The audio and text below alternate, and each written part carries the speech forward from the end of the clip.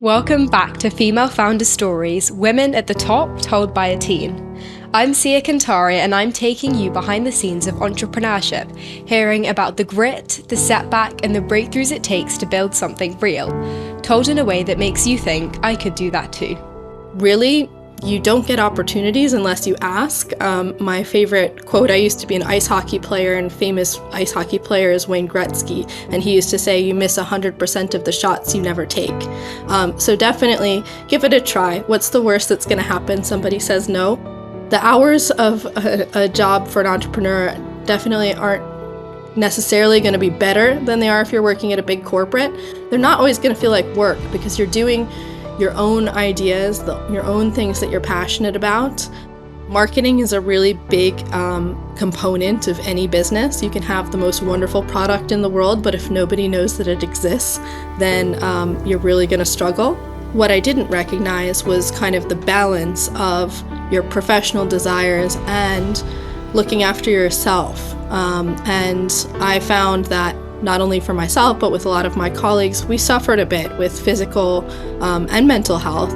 And for me, that stress kind of came to a peak when I got diagnosed with a neurological illness. The point at which people change in their life is when they have like a major setback to their actual health, and that's when they really realize what does real success mean for them and what kind of life do they want to have. I really started to think more about how much time we spend at work versus outside of work. And you only get one life, so what life do you want to have? One where you enjoy the work that you go to every day, or one where you just go there to bring home a paycheck? Today's guest turned big brand experience into a bold new idea. After working for TikTok, FedEx, and Levi's, Victoria Harman founded Rajani Baker, her own London-based fashion and consumer goods brand, because she believed there was a better way to create products. So Victoria, welcome to Female Founder Stories. It's so great to have you here. Yes, thank you so much for having me. Excited to be a part of this. So you worked at some massive global brands. And how did it feel and what was it like to walk away from them and build something that was really yours? Yeah, so it's definitely a big step. It's something that you have to take a lot of time to think about and plan. For the way that most people I know start out with that is coming up with an idea while you're currently in a corporate job and testing out the idea for quite some time and perhaps doing it on a smaller scale over nights and weekends to be able to try and get a business a little bit off the ground and a little bit started before you step away from a corporate job. I was a bit fortunate because I started this a little bit later in life, so I had some savings to be able to kind of cover my expenses for when the business is getting off the ground. That could be quite challenging if you haven't planned for that in advance. One thing I've also seen that a lot of entrepreneurs will do, especially young entrepreneurs, is they'll start a business idea while they're still living at home, because then you don't have to worry about your biggest expense, which is rent, so that you can kind of get things off the ground with as little bit of risk as possible. It was definitely a big step because of that. I'd say kind of the financial implications of stepping away from a big corporate job. Say the other thing as well is that you have to be really comfortable doing all aspects of a role within a company.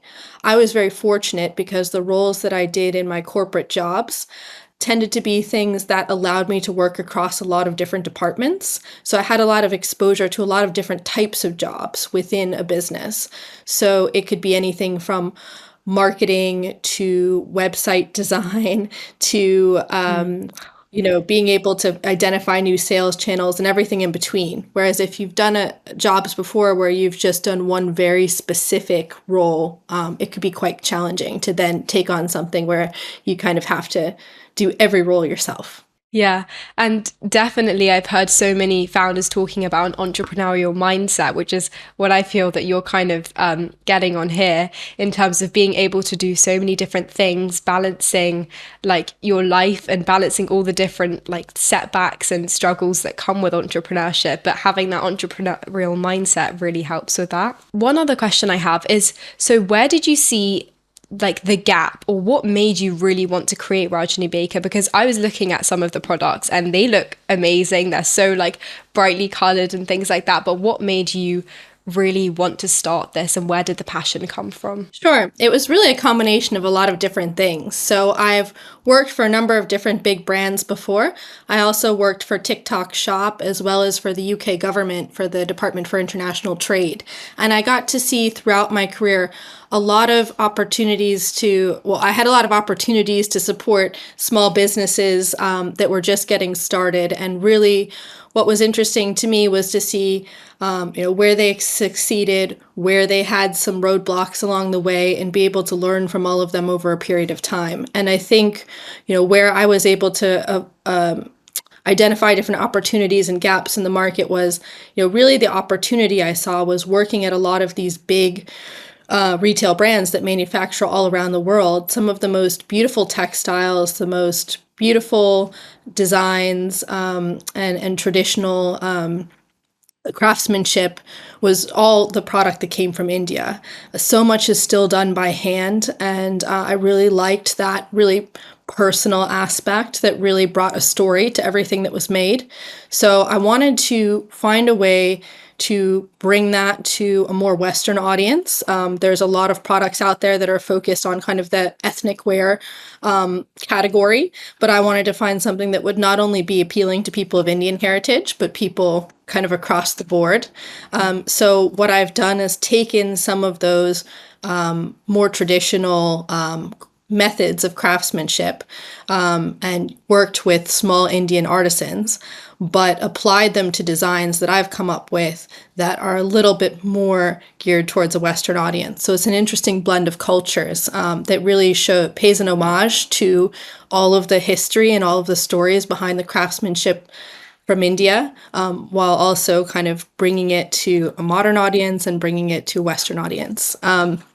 So really the focus on that and the focus on quality was something that was really important to me. I personally have loved traveling in India, have had lots of friends who are from India. During COVID, I even took some Hindi lessons. And so it's a place that means a lot to me.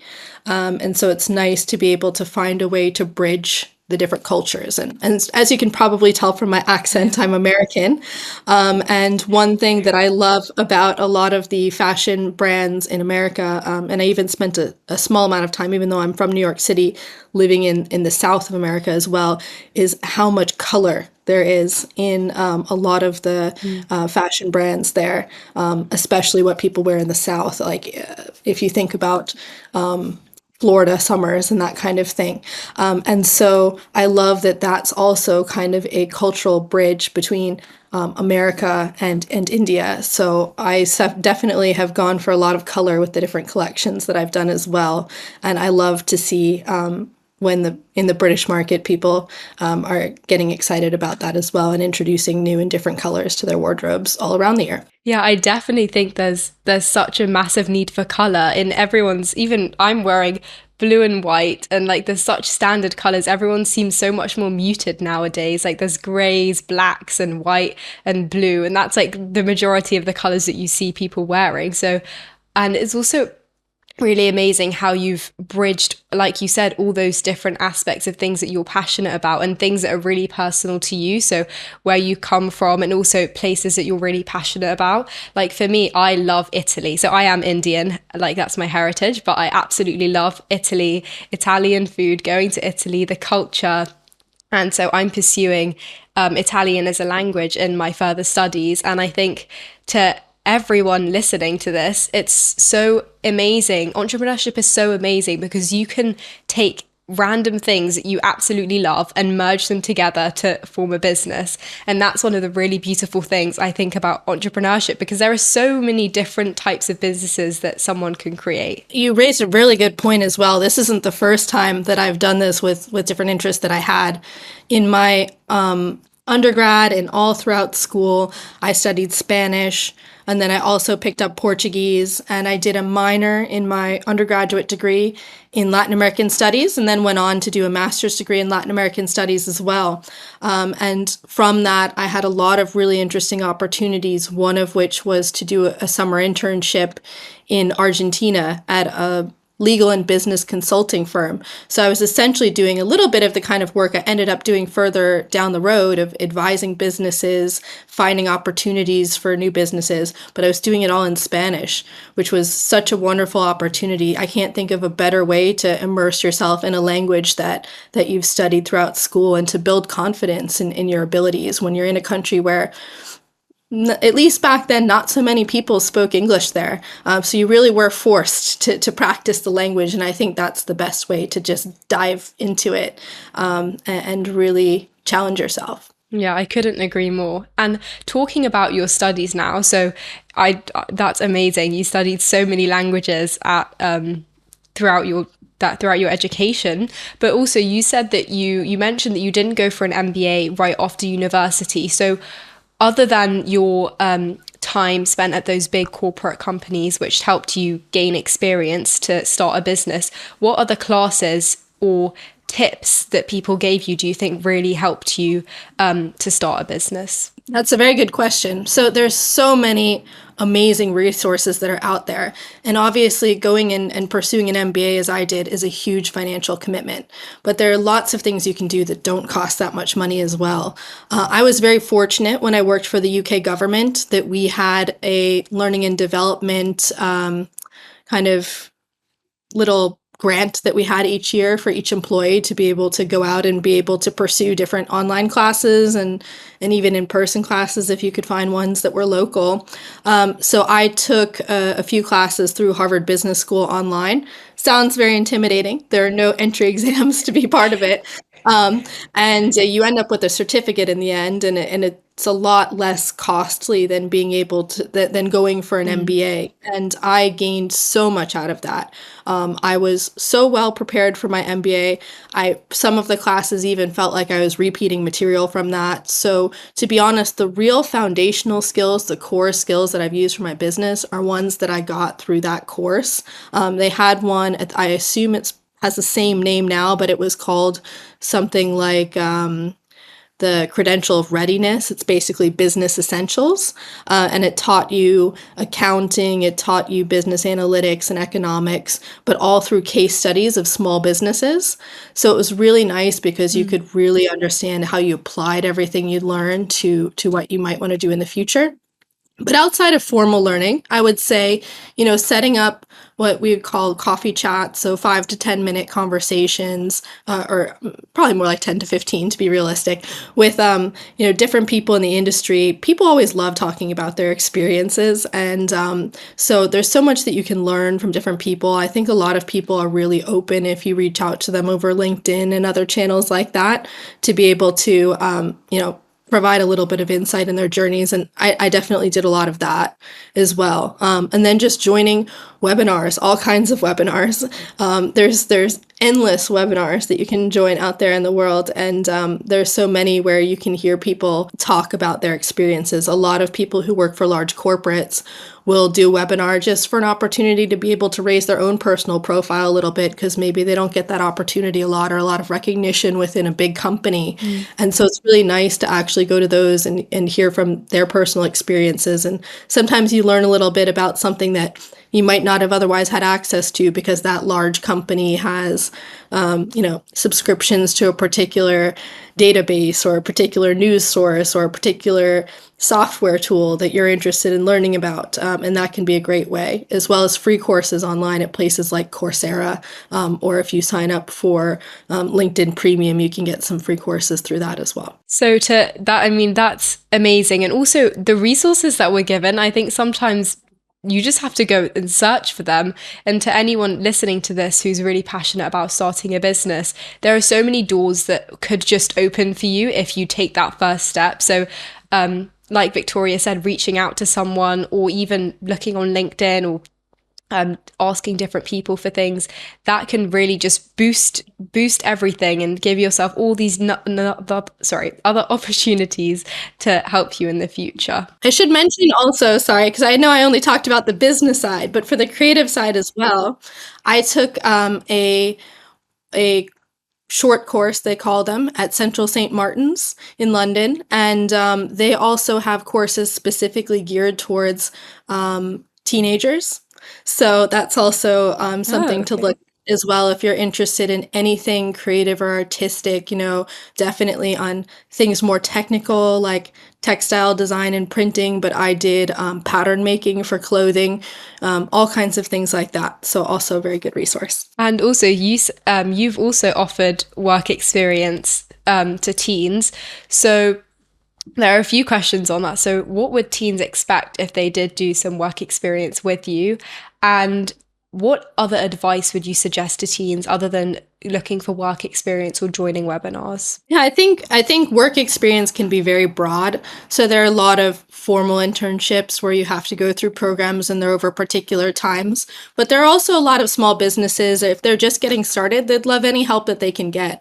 And so it could be a one-off project. They could be on your own schedule. They could be a little bit more flexible in terms of timing and hours and what's expected of you. So I think really you don't get opportunities unless you ask. My favorite quote, I used to be an ice hockey player, and famous ice hockey player is Wayne Gretzky. And he used to say, you miss 100% of the shots you never take. So definitely give it a try. What's the worst that's going to happen? Somebody says no. So I would definitely say if there's a business that you're interested in, especially a small business that could probably use all the help that they could get, don't be shy to reach out to someone. For me, it's always looking for different support on a lot of different things. Marketing is a really big component of any business. You can have the most wonderful product in the world, but if nobody knows that it exists, then you're really going to struggle. And so I think that's where a lot of businesses can use help. And there's lots of different ways you can help a business with marketing. It could be that you've developed amazing social media skills. You can run an incredible podcast, things like that. It could be that just being able to help support them at an event if they're doing a pop-up shop or they're doing a market or something and they just need an extra set of hands. But while that doesn't necessarily seem like you're learning a lot, you actually are, because you're hearing the feedback that the brand is getting from customers that walk by. You're learning how to set up a business for a trade show or something like that. That's a big component of a lot of startups as well. Finding partnership opportunities. So going out and researching. If you're more of someone who likes to, sit at a desk, you can do a lot of desk research on finding new opportunities in the market for a brand, be it other brands that they could collaborate with or different events that they could be a part of. So there's lots of different ways that you can help a business. I think you just have to think creatively. But generally, I'd find that a lot of really early stage businesses are happy to get all the help that they can get. Yeah. And I recently did work experience and I really I learned so much, even though I was like, there were only a few things that I was really doing. Just seeing how people work in not only like a corporate environment, but seeing that everything is about how people deal with other people and relationship building. Honestly, like it's like incredible, really, how everything is built on relationships and those trust in those relationships. So as Victoria is saying, just reaching out to anyone gets you so far. And also I will link her email in the at the end of this podcast, and so feel free to email her because she is offering work experience for teenagers, and I know that for us it's very difficult to get some, so it's amazing that you are offering it, so thank you. Yeah, of course. And my last question is, what does success mean to you? So you've launched your own brand, you've moved from a massive like corporate area where you were doing incredibly well, and now you've created your own business by incorporating the things that you really love. So now what does success mean to you? That's an excellent question. And I think it's completely fair for anyone who gets asked that question for your answer to change at different points in your life. For me, my answer to that really changed about 2 years ago. So up to that point, I was very focused on academics, very focused on building a corporate career and moving up the ladder in that sense. And so how I defined success then was by, how well known is the brand that I'm working for, or how big is my team, and what's my title. And I achieved that for sure. I had a senior leadership position at a very big company. I was at TikTok in my last corporate role. I had a significant sized team that reported to me across a couple different countries. And that, the last few jobs I'd had kind of building up to that as well were kind of similar. And so it definitely seemed like a trajectory to go, into the C-suite eventually of some large company, certainly having done an MBA as well. But then what I didn't recognize was kind of the balance of your professional desires and looking after yourself. And I found that not only for myself, but with a lot of my colleagues, we suffered a bit with physical and mental health. And for me, that stress kind of came to a peak when I got diagnosed with a neurological illness called reversible cerebral vasoconstriction syndrome. Try saying that 10 times fast. But anyway, it was a life-threatening illness, and it was very scary. It came out of absolutely nowhere, and it just completely stopped me dead in my tracks. I really couldn't do anything. And so that really gave me a different lease on life. I really started to think more about how much time we spend at work versus outside of work. And, you only get one life. So what life do you want to have? One where you enjoy the work that you go to every day, or one where you just go there to bring home a paycheck? And while I did enjoy the work that I had previously, for sure, I've always done things that are at the intersection of retail and technology. I had watched a lot of entrepreneurs and advised a lot of entrepreneurs who were launching their own e-commerce brands, and always thought I'd like to do that myself one day. But I kind of kept kicking the can down the road, and this was kind of my wake-up call. No, maybe now this is the time that you try something yourself.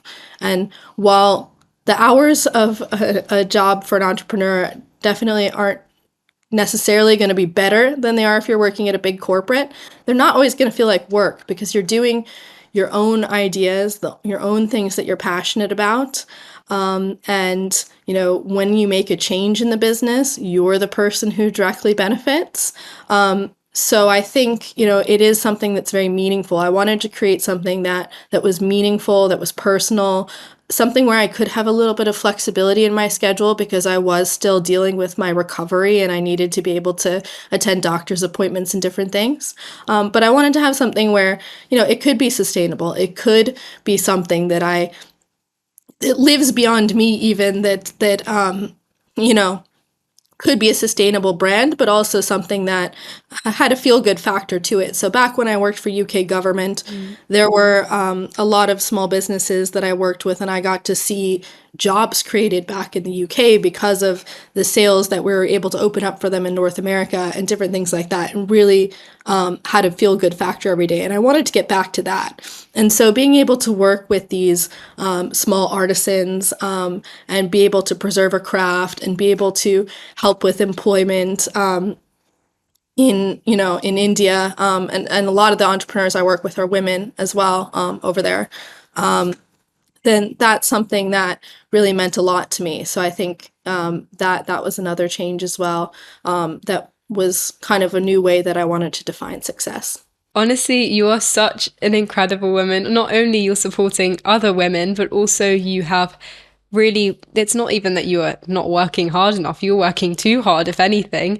And I really think that often the point at which people change in their life is when they have like a major setback to their actual health, and that's when they really realize what does real success mean for them and what kind of life do they want to have. And I think that's so important also for teens to think about, what life do you really want to have? I mean, we're also influenced by our peers and our parents and our school, and that's not a bad thing at all. It's great to be influenced by them, but what do you really want out of life? Maybe it's to start your own business, maybe it's to get the work-life balance right, but there are so many different things, and Victoria has explained that to us so amazingly. So thank you so much for your time. This has been absolutely wonderful, and I've learnt so much. Businesses, but the most important thing that I'm taking away from this is really how you've shown that businesses can come from anything, and that they come from stuff that you're really passionate about, and you can make it personal and get that work-life balance right. And I love your products too. I think they're amazing. They're so colourful and bright. So thank you so much, and everyone listening, see you in the next episode. Thank you very much.